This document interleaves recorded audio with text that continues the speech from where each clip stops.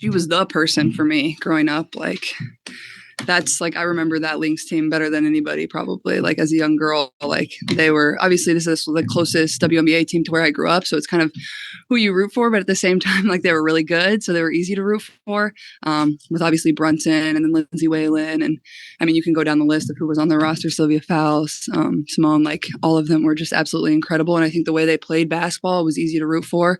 They played the game the right way, but also all of them were really good people too. So I think my parents, as me growing up as a young kid, like, those are the type of people you want your young daughter to idolize. And yeah, I mean, it's crazy now that I get to play in this building. I played in this building in college, and then now playing here as a pro, it kind of comes full circle. But Maya was definitely that person for me, and she was obviously tremendous. Mm-hmm. Her mentality, any plays or anything that really like made you really attach yourself? I think honestly, obviously, just the offensive side, like, that's pretty simple. But also, like, she was a really good defender. Like, she just had a very complete game. Obviously, I didn't take the defensive mindset from Maya. I don't really have that, but but I think, like, just the passion and the joy that you could always see her play with. Like, she always had a smile. She was competitive. She was fiery. But she was just a solid basketball player, and then obviously, like, a solid individual. And, like, you didn't even have to know her on a personal level to be able to understand that. And I think that's, like, the main reasons of why, like, I loved her so much. You talk often, you hear about how you came up for a game and you were able to hug her after a game, mm-hmm. how great she was with you, and how that kind of informed you as you kind of gone down this path now. Can you mm-hmm. talk about that influence? Yeah, I think it was my first WNBA game. I believe they were playing the Storm at the time. So, like, Sue Bird, I believe Lauren Jackson was on the team at the time. And there was some sort of, like, promotional thing going on where you were able to stay after and listen to the team have, like, some sort of Q&A. I can't remember exactly what it was, but she was a part of it. And I don't think I was, like, necessarily supposed to be there. My dad had, like, called the ticket office. Like, if you know my dad, like, he does everything last minute. So we, like, drove up to Minnesota, like, got to the hotel, and then he decided to buy tickets to the game. And, like, the person at the box office was like, yeah, like, do you want to come and watch, like, court time, like, where you can't really get in unless you have, like, a special pass, like, where you're working out right now.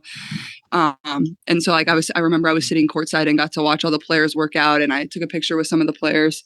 So that was really cool for me. And then after the game, I got to stay and listen to a Q&A, and I didn't have a Sharpie. And obviously I was at the age where I didn't have a phone, and I kind of just ran away from my dad because I wanted to meet the players, and I, like, just ran up to her and I just gave her a hug. So, like, there's no documentation of that moment, but, like, obviously in my brain, like, that was one of the most pivotal moments of, like, my and probably entire basketball career. And obviously as a young girl and loving sports, like, that meant the world to me. But yeah, I didn't get an autograph. I didn't get a picture. I got a hug, which is probably a lot better than, both of those. So it's pretty special.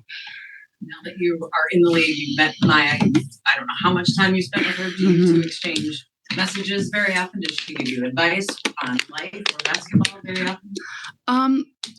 Honestly, we don't talk a ton, and she came to one of my games in college, which was super cool for myself. Like, I hadn't really connected with her since I had been here. And, obviously, she doesn't play basketball anymore, and everything that she does for the world is way cooler than what she did on the basketball court. Like, that's what I mean. Like, she's just such a great individual and great person. So, and I know she probably finds even more joy and satisfaction from doing all the other things that she's done, even off the court. So, for myself, it was fun to reconnect, and she's just such a very down to earth and cool individual. So, yeah, I'm excited to be here and be able to be a part of this night. I would be a little bummed if we weren't able to play on the night that this gets to happen. So I'm excited to watch and support and cheer for her too.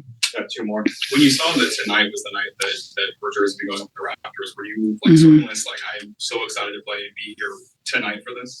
Yeah, I mean, for sure. I don't remember exactly when it was announced, but obviously, like, I get excited to come to Minnesota just because it's close to where I'm from too. Like, there's a lot of people in this area that supported me throughout my college career. So it's fun in that aspect. It's close for some of my family to come up here, but also to have that part of it too is, you can't really script it any better. And I'm excited to be a part of it. And, she definitely deserves this recognition. So, for me, like I said earlier, like, it's very full circle for me, but, this night is definitely about her. And, I hope the game on the court between both of the teams is just pretty basketball, because that's exactly how she played too.